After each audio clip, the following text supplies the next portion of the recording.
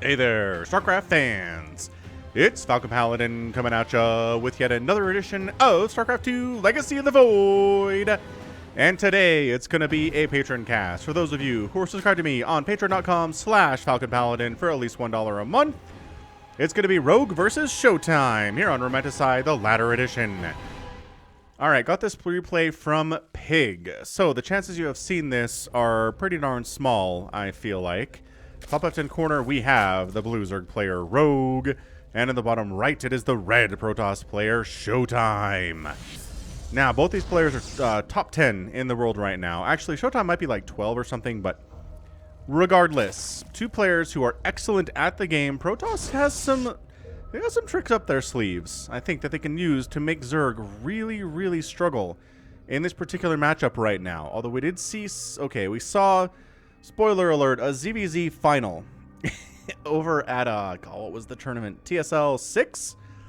TSL 6 was a ZVZ final, so obviously whatever Protoss is doing is not enough to stop that from happening. But I'm just saying, there are certain things Protoss can do that are very difficult for Zerg to deal with. And I'm excited to see what ShoWTimE can do here. Again, ShoWTimE is someone who has beat Serral in a best of series in the last month or so. So if he's capable of taking down Serral, who is ranked #1 in the world currently, then he can definitely take down Rogue using similar methods. So I know you're thinking, this is ShoWTimE, he's fine, I guess, but he's not really in the league of Rogue, and I'm going to tell you, I don't think that's true. I think ShoWTimE can definitely win this game, so stick with it. Hit that like button if you're excited about this match. You could be watching this from the future. I'm casting this on the 23rd of December. It's going to come up on patreon.com/FalconPaladin on like the 25th or 26th of December. So Christmas-ish. And then if you're watching this in January, hello 2021. I hope things are going okay for you over there. At the very least, I hope things aren't worse than they've been in 2020. I think it's maybe too much to expect that things get better. But at least maybe nothing extra terrible happened to make things worse than it was. I mean, the COVID vaccine, oh man. I just I just had the darkest of thoughts. I'm going to share it with you guys because you're all my friends. But I just thought of what could make January 2021 worse than December 2020. And you know what would be worse? If the vaccine proved to be ineffective. Right? Oh, that hurts. That hurts me to even think about. They're like, put all this money into it. We kind of rushed it a little bit, obviously. And maybe that wasn't the smartest thing to do. I don't know. And then it doesn't work. Okay. Enough evil thinking, Falcon. Move on to the cast. It's a Phoenix opening from ShoWTimE. And an Adept. Alright, so nothing crazy from him so far. We don't see Adept printer build or anything like that. On the other side, Rogue just droning his face off. No early lair. We're at 3 minutes. We're getting Overlord speed instead of a lair here. Really droning hard. It is a Phoenix Oracle opening, which again is something that ShoWTimE is one of the players to kind of make that happen. Was the Phoenix Oracle. You show in with a Phoenix to lift the Queen, the Oracle gets more done. It's been around for quite a long time at this point, but it's pretty strong, I'd say. Unless a Zerg player has a whole million Queens, which we're still making Queens, and we already have 3, so yeah, I think Rogue's going to do the Zerg thing of just making a ton of Queens, which makes this hard to deal with, but this is where things get interesting. Once the Cyber Core is done, once we've kind of made a couple... Oh, another Oracle. Okay. Well, and in this Oracle... Where are you, Oracle? Madam X. After realizing her latest album, Madam X, was a total flop, famous singer Madonna sought new ways to stay relevant to the public eye. In an attempt to create a buzz, she hijacked a rocket and traveled into space. While she came across Protoss scouts that kidnapped her and programmed her into an Oracle. Madonna then spent the rest of her days signing Vogue while zapping Zerg drones with her lasers. Signing Vogue? Like, signing copies of the magazine Vogue? Is that what we're talking about here? I don't know. Is this third? Yeah, I think this third base is... Oh my gosh, he jumped on it so fast, but there's 3 Adepts. 2-shot these Lings. Problematic for the Lings. They really want to take this down, but I don't think they can. This is really well set up. Ow. Ow! Alright, this is more like it on the harassment side of things. These might actually get some stuff done. Is there really just... Yeah. There's one spore. Oh, the queens are coming in, though. One spore and a queen. Now it's 3 queens and a spore. It's a different play, but Madame X does end up getting 5, 6, 7 drone kills before forced to flee. More lings are here, though. Oh, no. Hold it. Save it. Save the third. I don't know if we can save the third, gents. Rogue invested a lot into this. It could be saved. Oh my gosh, the Oracle came in just in the nick of time. Saved the third base. Massive, massive play there from ShoWTimE. Staying alive. Keeping that third alive is huge. If he loses that third, he probably just loses the game. I'm not even kidding. That's how big that is for Protoss players. So I think ShoWTimE's had a pretty clean game so far. He has killed 7 drones. He's lost a Phoenix and a couple Adepts, which is bad. But these, there you go, ShoWTimE. Nicely done, bud. The German ShoWTimE, Tobias. I think that's his name. Is he? Spire coming up from Rogue. Oh. I mean, I guess we know it's not a big Phoenix count, right? It's not a big Phoenix count because there was 1 Phoenix and it got killed. All that early Stargate time was dedicated to Oracles. So he knows there's not a lot of Phoenix, so I think he's going to try to pop Mutas here. He's going to try to get away with it. It has not been scouted by ShoWTimE. Adepts, actually, where are you? Why? Are you just scouting Adepts? This is such a weird poke from ShoWTimE. His Oracles are all hanging over here on this side of the map. It's not even like it was a... He could have jumped in here and got some stuff done. There's only 1 spore. While everybody was worried about those Adepts, didn't really quite coordinate that accurately, though. A lot of lings running around, which aren't really useful versus Mass Oracle here. Madame X taking some hits. Templar Archives on the way. Charge coming in here too. +1 attack. Being researched, and it is going to be Mutalisks. All right, man. We have not seen somebody try Mutas against Protoss in some time. And honestly, if anybody can do it, it's going to be Rogue. Oh, no. Oh, no. The front door was open, you guys. The lings got inside the house. Some probes are going to die, but the Oracles get recalled in and actually shove these guys out pretty effectively. Oh, cannon. That's perfect cannon timing there. I'm assuming this Warp Prism got picked off, and it certainly did. So Warp Prism died and immediately starts pumping Phoenix. ShoWTimE's like, what killed that? Oh, Mutalisks, you say.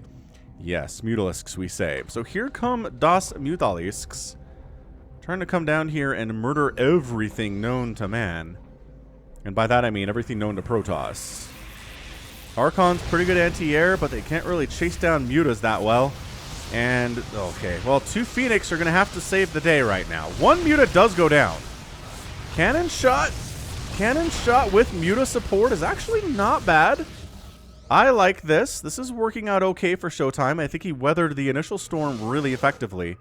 If you can survive the first Mutalisk assault, you're going to be okay. He's still making more, man. Yes, so he's double pumping the Phoenix now. He needs a fleet beacon for an Ion Pulse Crystal. I think that'd be an amazing upgrade for him for sure. Oracles, trying to send the Oracles out to tag these guys, but they're just so fast. Jumping into the natural base again. This is the strength of the Mutalisk, is they can be anywhere, man. They can jump on you pretty hard. Another Mutalisk goes down. And again, we've talked about this, right? ShoWTimE's PvZ is so good because he's constantly playing against Raynor and Serral, the 2 best players in the world in PvZ. So his PvZ has increased leaps and bounds over the last couple of years because of the increase of competition on the European ladder. I like this, man. I like this for ShoWTimE. Yes, his 4th base got canceled out from under him.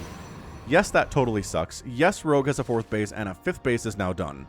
He needs the 4th base to stay competitive. He's got it replanted. He's got some Archons babysitting it. The splash damage against Mutas is great. Rogue is tech switching into Hydralisks, though, and suddenly there's not a lot of splash damage here, right? This is a just brutal and incredible tech switch out of Rogue. He's like, hey, just put everything you have into dealing with Mutalisks. And then, oh, that's a great Arctosa's Pylon. 3 warp gates go down instantly. I mean, not go down, but you know what I mean. Depowered. See, put everything you have into handling my Mutalisks. Oh my gosh, are the mutas all gonna die here? The mutas are all gonna die here. But then that means you didn't invest anything into anti-Hydralisk play, which, surprise, there's a million Hydralisks now. Oh crap. Is ShoWTimE just dead? He might just be dead. I love the charge lots. Again, charge lots are such a great answer to Hydralisks, but you're gonna want some Storm or Colossus or something. Hatch down though, and denies Mutalisk Carapace. Oh, well, that was actually speed for Overlords. Good force fields, keeping a lot of these Lings and Hydras out of here, and then a recalling out of danger. Some of us did. The rest of us are probably going to die. So he gets a base. He snipes an entire base, which is awesome. ShoWTimE is on 4 bases to 4 bases for the Zerg. That's what he needed to do, but I don't think he has a great answer to Hydraling Bane with this transition we're seeing. Okay, High Templar are out. Yes, Storm is starting to be researched correct. Is it being Chrono Boost? Dude, ShoWTimE, you gotta Chrono Boost that Storm, man. You gotta do it. Oh my gosh, for posterity. This is so many Banelings. Alright, here we go! Hydraling Bane, ahoy! Marching right into this 4th base. Good force fields on the left side, no force fields on the top side. Yeah, trying to hold in another wave of Banelings coming from all directions. Is it enough to hold? It looks like there might just barely be enough to hold here for ShoWTimE. Meanwhile, a Zealot counterattack on the left side of the map is accomplishing a lot of good things, and ShoWTimE holds on to that base. ShoWTimE, you absolute boss. Finally, enough Lings show up to take down these Zealots. They have +2 attack, which is great. The Zealots only have +1. Massive advantage there, and ShoWTimE hangs on. He needed this base to live. More than anything else, he needed this base to live, and by golly, it lived.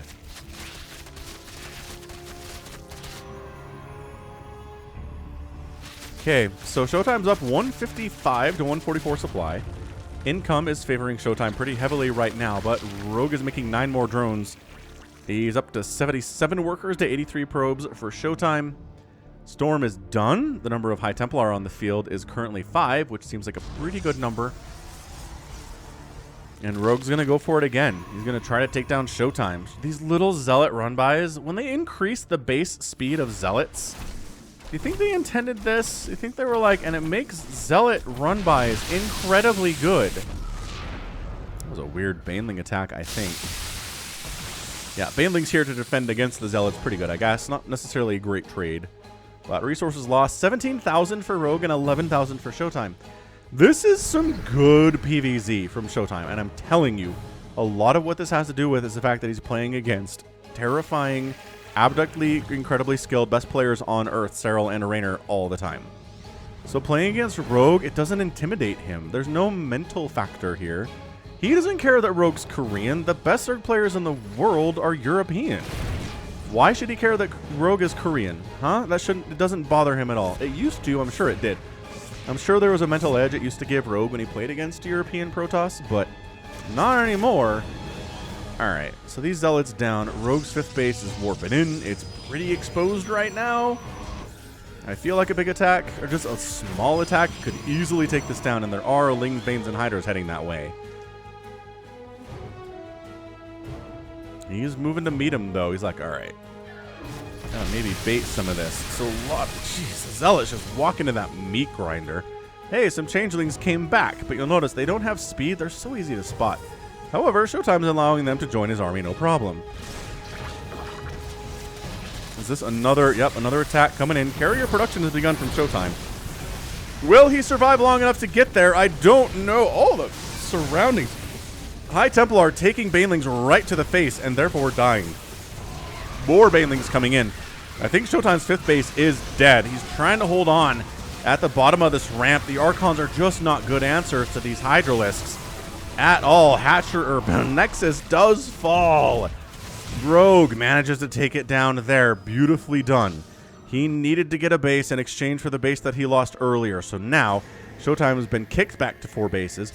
However, the carriers, if we can get up to a good number of carrier, if we can get up to 7, 8, 9 carriers, all the Hydras in the world are not going to be worth it. And I don't think he knows the carrier transition is happening. Our forces are under attack. He hasn't scouted the fleet beacon, you guys. That's why he's making 1 million more Banelings, as he thinks this is largely a ground army from ShoWTimE. And technically, right now it is, but he's going to have a decent carrier count here soon, and then all your Banelings are going to be largely useless, and all your Hydralisks are going to be largely useless. Right here, when there's only 3 carriers, all right, the Hydras are good. But there is a critical number of carriers that can be produced here that will definitely ruin Rogue's day. Can Rogue jump on this in time to stop that carrier count from getting high enough to take him down? All right, carriers have been revealed.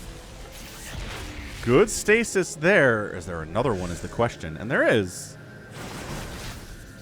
Look at that. That's really good timing.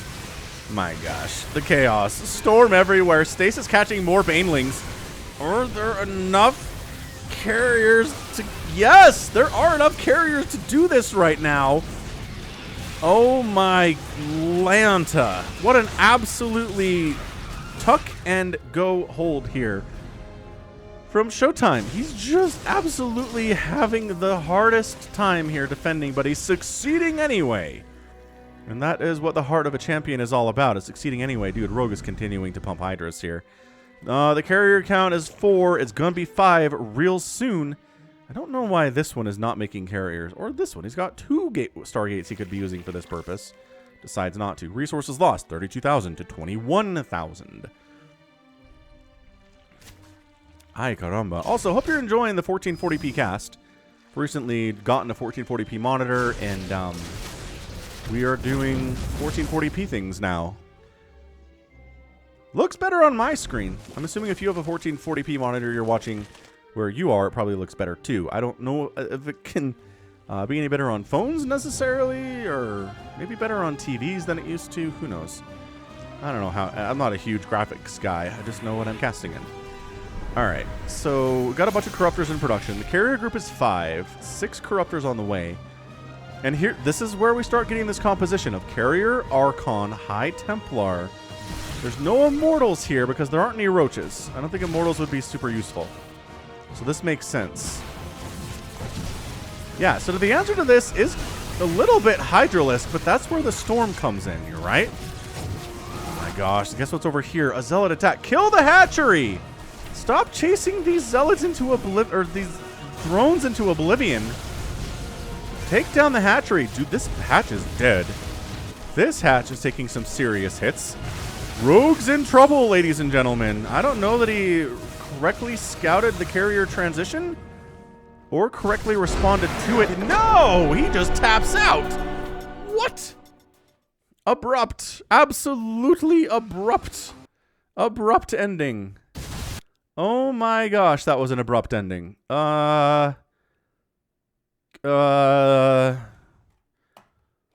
Income is favoring ShoWTimE, but it's been favoring Rogue for the last little while.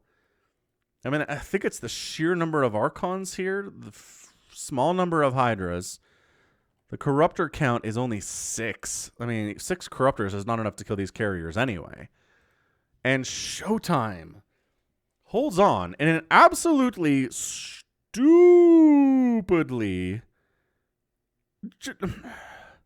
Just stupidly great game. That was amazing. ShoWTimE takes down Rogue. I told you he could do it, right? That was just amazing.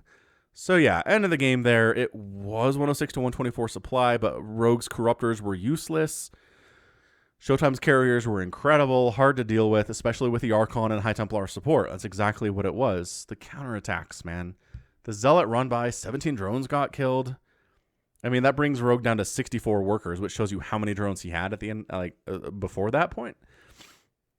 But yeah, just pumping more and more Hydras into that was not going to work out. He should have gone into Corruptors earlier. Enough Corruptors to take down the carriers. Maybe some Viper play would have been incredible to abduct the carriers out one by one, snipe them down, and then suddenly it's just an Archon Storm army, which is a lot easier to deal with if you're a Zerg player. But holy cannoli. I mean, that was so well done. Absolutely incroyable stuff from ShoWTimE, getting the win against Terrifying Rogue. Nicely done, ShoWTimE. Get that win, man. Represent Europe well. Yeah, it was just transitions. I don't know what else to say about this game, so we'll just wrap it up. So that's going to be it from me today. This has been Falcon Paladin coming at ya with yet another edition of StarCraft 2 Legacy of the Void and a Patreon cast. Go ahead, hit that like button, hit that subscribe if you like what you saw, what you heard today. You can also catch me on Twitter, Facebook, Patreon, and Twitch, all at /Falcon Paladin.